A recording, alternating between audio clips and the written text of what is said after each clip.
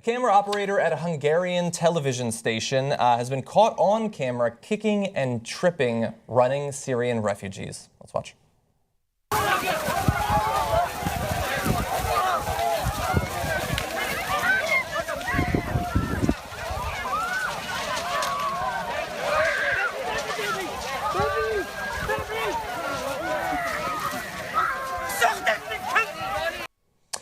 So the camera person that you saw there is Petra Laszlo of N1 TV. This was at the border hotspot of Rosk.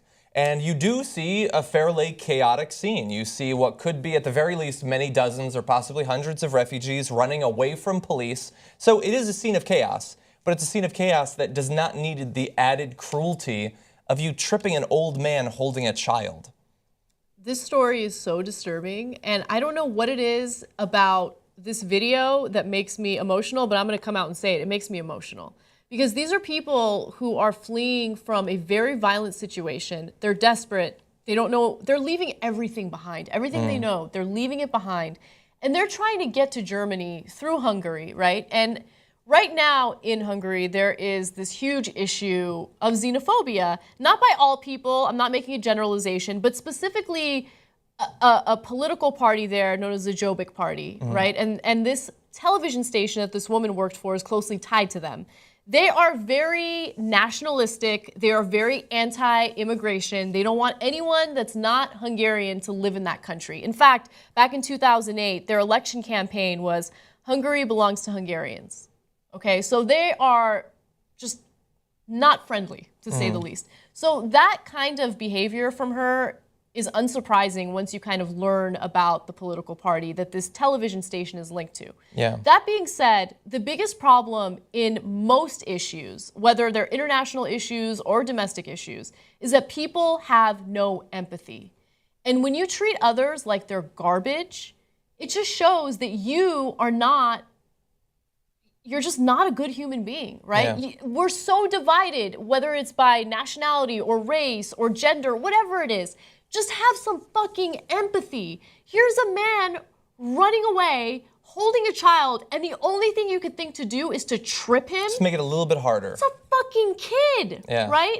I mean, she's disgusting. And thankfully, she's gotten a tremendous amount of criticism and she's been terminated from her job. Yeah. So we're going to talk about some more of the consequences in just a second. But when you see there, it really shows, I think, how well the human brain has developed so that it can take a group of people that it's not very familiar with and sort of wall off the normal emotions you have for other groups of people. That you can see a group as, because they're a different religion or a different tribe or a different sect of the same religion, or they prefer a different sports team or whatever, you despise them. And you think it's fine to despise them. You think it's preferable. You think it's a good thing to despise them. But like nobody who hears about, I had a friend whose family literally escaped the killing fields in Cambodia, and she told me the stories that they had of an uncle who went up into a fruit tree to get fruit, and there was a mine in the tree, and he died. And like, imagine they finally make it into a neighboring country, and people are fucking tripping them. Or people fleeing Nazi Germany, and they have some asshole just trying to make their trip a little bit harder. Imagine if America was someday invaded and we had to fucking flee for Canada. And imagine if they were sitting at the border just waiting to spit in our face. Yeah. It's like they see Syrians as a different sort of thing. They're not sympathetic figures. They're not like these other groups that we can imagine from other circumstances of horror like this. And we saw the same thing in our own country when it came to Katrina. Yeah. That people can say that it doesn't matter if those people are American. They're different than me. Fuck them. They're not coming to my city. It's all too easy for humans to make that sort of distinction, and it is sickening, as you said, the lack of empathy. Yeah. Okay, so as you did say, the Camerawoman's employment has today been terminated, according to the editor-in-chief of N1 TV. The case is now closed for us.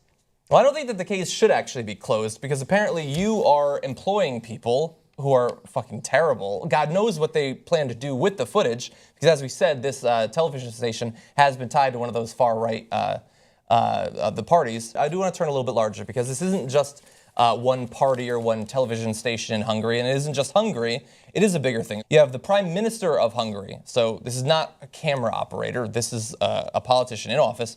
We do not want a large number of Muslims in our country. No one can force us to accept more than we want. There were some people in America actually talking about how we should bring in people, but it should only be the Christians from Syria. And look, there are some concerns about the ability of particular countries to integrate large numbers of new people who are coming in without any resources. That's difficult, but it needs to be done. You can't simply turn them away. And you can have concerns, as many of these countries do, about the possibility of ISIS using the known flow of people from one country to another to move in. That's a concern as well. But it is not a justification for blocking the people from coming in. But we do have quotes about the ISIS concerns. So this was published in Hungary as well. Pictures were uploaded on various social networks to show that terrorists are now present in most European cities. Many who are now illegal immigrants fought alongside Islamic State before. So I present this to you. This is not the IB Times, their own reporting. They are saying that Hungary is reporting this, one of the right-wing newspapers.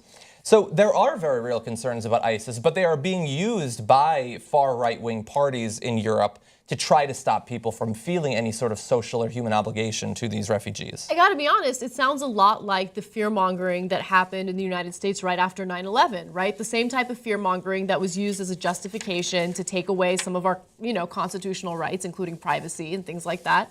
So, I mean, could ISIS use the flow of refugees as a way to enter European countries to continue their terrorist acts?